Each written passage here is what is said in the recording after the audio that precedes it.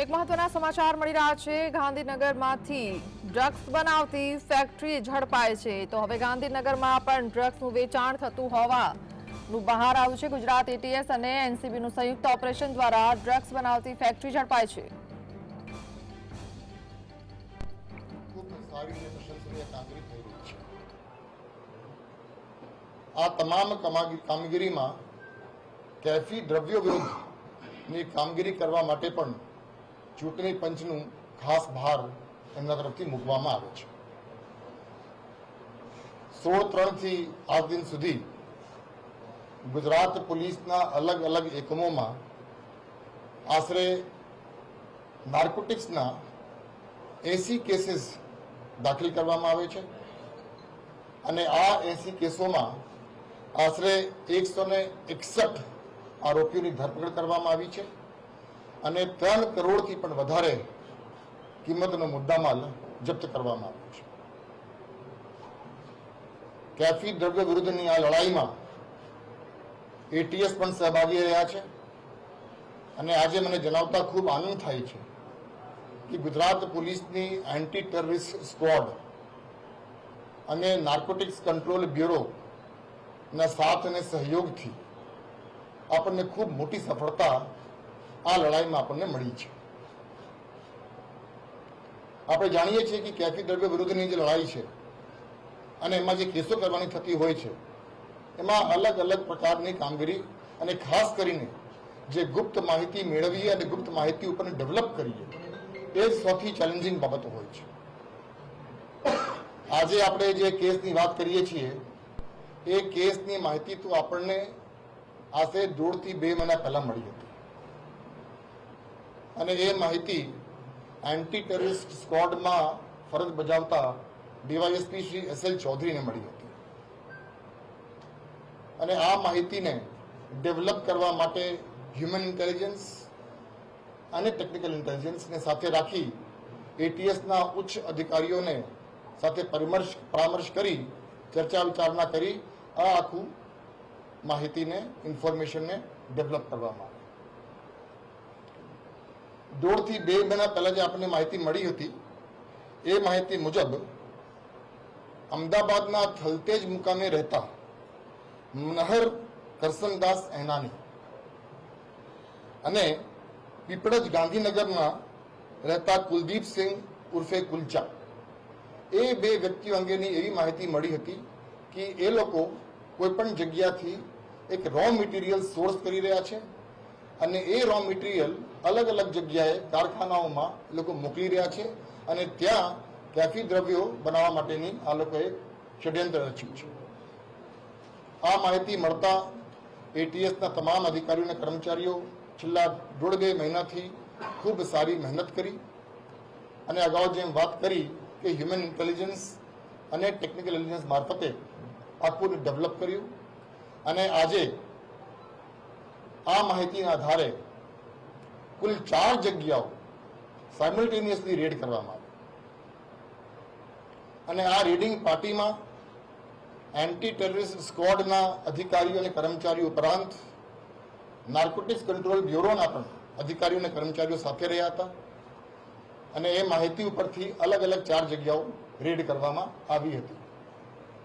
જે પ્રથમ રેડ થઈ હતી આમ તો 4 રેડ સાયમલ્ટેનિયસલી કરવામાં આવી હતી એટલે જે પહેલી રેડની વાત કરીએ છીએ એ રેડ ભીરમલ ડિસ્ટ્રિક્ટ છે સિરોહી રાજસ્થાનમાં અને ત્યાંથી કુલ 5 આરોપીઓને પકડવામાં આવ્યું। આ કેસમાં કુલ 5 આરોપીઓ છે જે રેડ કરવામાં આવ્યું ભીરમલ સિરોહી રાજસ્થાનમાં અને ત્યાંથી આશરે 15 કેજી એમડી અને 100 લિક્વિડ ફોર્મમાં આપણને ત્યાંથી મળ્યું છે અને આ કિસ્સામાં ષડયંત્ર રચનારમાં મુખ્ય જે આરોપીઓ છે જેને આપણે અટક કરી છે અને હાલ એટીએસની કસ્ટડીમાં છે એ છે પહેલા આપણે વાત કરી મનહરની એ મનહર ઉપરાંત રાજસ્થાનના રઘુરામ અને રાજસ્થાનના બજરંગ લાલને ત્યાંથી અટક કરવામાં આવ્યું છે અને એની સાથે સાથે નરેશભાઈ છે એ અમદાવાદના છે અને કન્હૈયાલાલ છે એ પણ અમદાવાદના છે એટલે એ 5 લોકો આ જગ્યા ઉપરથી જે ષડયંત્ર રચતા હતા અને જે રો મટીરિયલ સપ્લાય થતી હતી એના ઉપરથી એમડી એ લોકો બનાવતા હતા. ખૂબ આ કેફી દ્રવ્યો બાબતે આપ કદાચ માહિતગાર હશો. એટલે એ કેફી દ્રવ્ય એમડી છે, એટલે એ એમડીને ત્યાંથી જપ્ત કરવામાં આવ્યું, બોથ ક્રિસ્ટલ ફોર્મમાં અને લિક્વિડ ફોર્મમાં. બીજી જે રેડ થઈ છે એ રેડ થઈ છે ગુજરાતના ગાંધીનગરના પીપળજમાં. ત્યાંથી આપણને આશરે 500 ગ્રામ એમડી અને 17 લીટર લિક્વિડ એમડી આપણને ત્યાંથી જપ્ત કરવામાં મળ્યું છે. પીપળજના જે કિસ્સો છે એમાં પણ કુલ 5 આરોપીઓને અટક કરવામાં આવ્યું છે અને એ 5 આરોપીઓ પણ અત્યારે એટીએસની કસ્ટડીમાં છે, એટીએસ સાથે જ છે. સૌથી પહેલા છે કુલદીપ, જો જોધપુરના છે. પછી રીતેશ દવે, જે ગુજરાત બનાસકાંઠાના છે. પછી હરીશ સોલંકી, એ વલસાડના છે. દીપક સોલંકી પાલી રાજસ્થાનના છે. અને અગ્રવાલ, જેનું આખું નામ અત્યારે ખ્યાલ નથી આપણે, એ જોધપુર રાજસ્થાનના છે.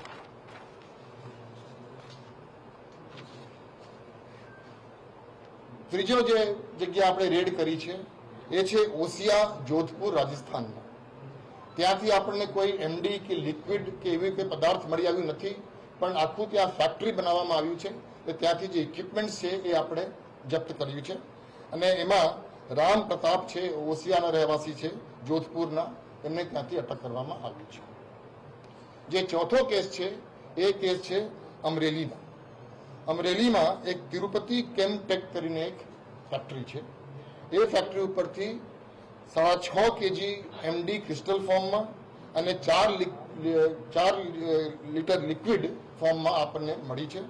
અને ત્યાંથી નીતિન કાબરિયા અમરેલી અને કિરીટ મંડાલિયા સાવરકુંડલા, એ બેને અટક કરવામાં આવી છે. એટલે આશરે ટોટલ જે વેલ્યુ થાય છે એ ઇન્ડિયન રૂપીઝમાં જોવા જઈએ તો 230 કરોડની મુદ્દામાલ જપ્ત કરવામાં આવ્યું છે. અને એમાં જે રો મટીરિયલ સપ્લાય થઈ છે, જે આપણને માહિતી અત્યારથી પ્રાપ્ત થઈ છે, એ રો મટીરિયલ વાપીના જીઆઈડીસી છે, ત્યાંથી એ રો મટીરિયલ સોર્સ થતું હતું. એ રો મટીરિયલ આપણે કેએસએમ કહીએ છીએ, કી સ્ટેજ મટીરિયલ, અને એને પણ જપ્ત કરવામાં આવ્યું છે. અને એ રો મટીરિયલ ઉપરથી અલગ અલગ ફેક્ટરીઝને જે મોકલવામાં આવતી હતી એના પરથી આખું પ્રોડક્શન થતું હતું. એટલે આ એક મોટો ષડયંત્રનો પર્દાફાશ એન્ટી ટેરરિસ્ટ સ્ક્વોડના અધિકારીઓએ કર્યું છે. અને એમાં નાર્કોટિક્સ કંટ્રોલ બ્યુરોના અધિકારીઓને ખૂબ સારું સાથ અને સહયોગ મળ્યું છે. કેમ કે આ એક વ્યાપક ષડયંત્ર હતું, 2 રાજ્યોને લગતી છે, રાજસ્થાન અને ગુજરાત બંનેના. એટલે એનસીબીને સાથે રાખીને રેડ કરવામાં આવ્યું હતું. અને હવે આ ગુનાની આખીની તપાસ જે છે એ પણ આપણે નાર્કોટિક્સ કંટ્રોલ બ્યુરોને જ આપીએ છીએ. કેમ કે એમાં કદાચ આગળ પણ કોઈ લિંક નીકળે તો એ ગુજરાત બહારની પણ એમાં તપાસનો વિષય હોય છે. એટલે આપણી આ તપાસ એનસીબીને સોંપીએ છીએ. એનસીબીના અધિકારી આપણી સાથે આજે અહીંયા ઉપસ્થિત પણ છે. અને અત્યાર સુધી ખૂબ પ્રાથમિક આપણી પાસે માહિતી છે, પણ એ તમામ ષડયંત્રની જે ફાઇનાન્શિયલ ટ્રાન્ઝેક્શન છે એની પણ ટ્રેલ્સ આપણને મળી છે, જે આ લોકોના એવિડન્સમાં ખૂબ સૌથી મહત્વપૂર્ણ ભાગ ભજવે એવા એવિડન્સ પણ આપણને પ્રાપ્ત થઈ છે. અને આ તબક્કે હું એન્ટી ટેરરિસ્ટ સ્ક્વોડના તમામ અધિકારીઓ અને કર્મચારીઓને તેમજ નાર્કોટિક્સ કંટ્રોલ બ્યુરોના અધિકારી કર્મચારીઓને ખૂબ ખૂબ અભિનંદન આપું છું કે ગુજરાત રાજ્યમાં ચાલતી આ પ્રકારની ષડયંત્રને પર્દાફાશ કરવામાં આવ્યું છે. કેટલા સમયથી ચાલતું હતું અને એમાં કોઈ ડોક્ટર કરીને કોઈ છે રાજસ્થાનનું જે ડ્રગ્સ બનાવવામાં એક્સપર્ટ હતું અથવા તો તેમનો એક્સપર્ટીઝનો ઉપયોગ થતો તે વ્યક્તિ કોણ?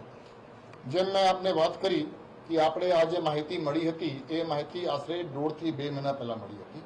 અને આ પ્રકારનું જ્યારે પણ કેસ કરીએ એટલે ઇન્ફોર્મેશન ડેવલપ કરવામાં, જગ્યા લોકેટ કરવામાં, માણસોને લોકેટ કરવામાં, કોણ શું કરી રહ્યા છે, ટ્રાન્ઝેક્શન શું થઈ રહ્યા છે, એ આખી ડિટેલ્સ આપણે કરીએ છીએ. એટલે એમાં 1.5 થી 2 મહિનાથી આ કામગીરી ચાલતી હતી.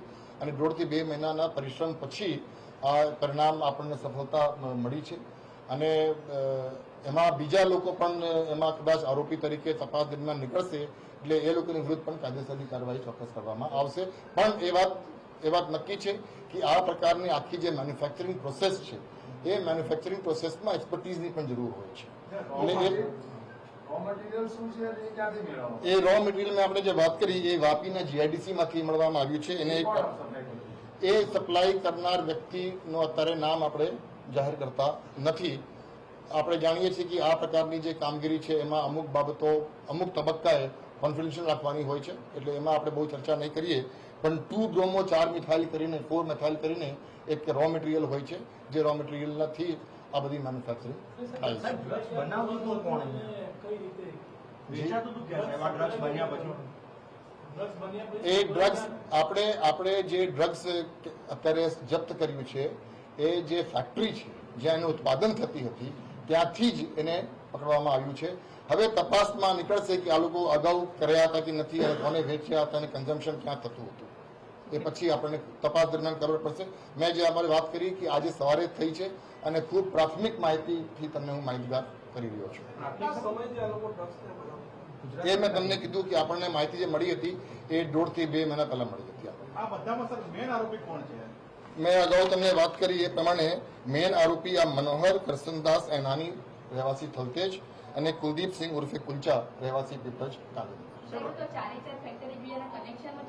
કનેક્શનમાં છે. બધા 4 લિંક છે. પીપળજનું કારખાનું કેટલા સમયથી?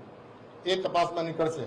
હવે તપાસમાં નીકળશે. આ બધા એકબીજાના સંપર્કમાં કઈ રીતે આવ્યા? અહીંયાના એ બધું અત્યારે મેં તમને કીધું અત્યારે પાસે ખૂબ પ્રાથમિક માહિતી છે.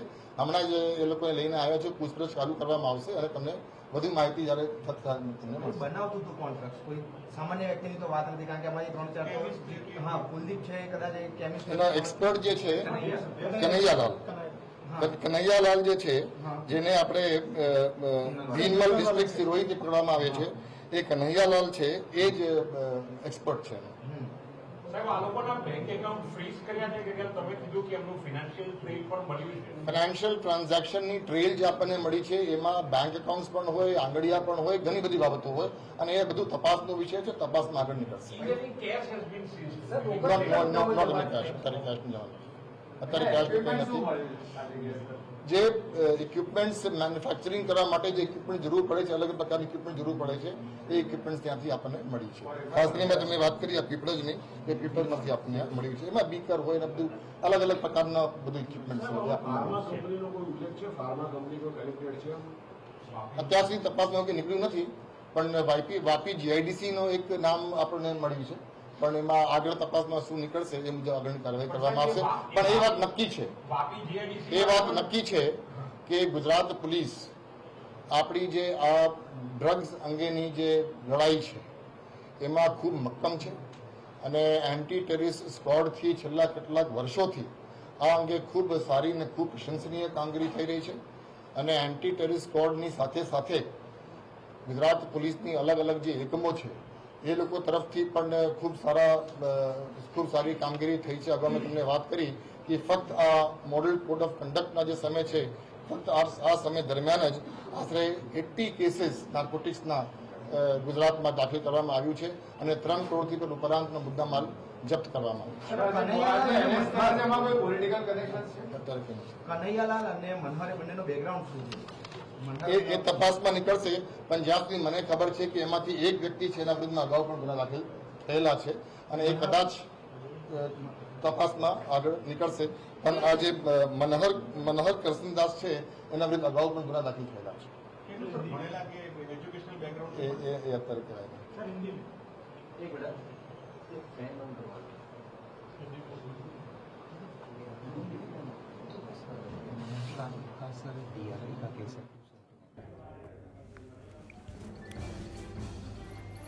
તો 1.5-2 મહિના પહેલાની વાત છે. પોલીસ હજુ તપાસ કરી રહી છે. તપાસમાં હાલ હજુ કશું નીકળ્યું નથી, પરંતુ તપાસમાં જેવી પણ માહિતી આવશે તે મીડિયા સમક્ષ મૂકવામાં આવશે. કનૈયા લાલા એક નામ સામે આવ્યું છે જે એક્સપર્ટ હોવાનું બહાર આવ્યું છે.